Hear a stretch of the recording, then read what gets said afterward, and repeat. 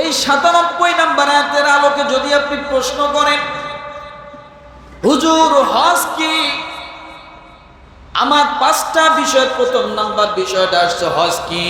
আল্লাহ বলেন ওয়ালিল্লাহি আলান নাসি হিজ্জুল বাইতি মান ইসতাতা ইলাইহি সাবিলা।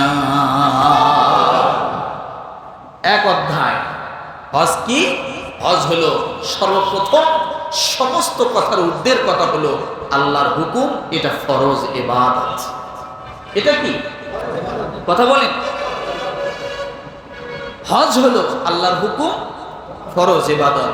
এটা আল্লাহ তাআলা ৯৭ নম্বর আয়াতে বলেছেন সূরা আলে ইমরান। এরপরে রব্বুল আলামিন বলেন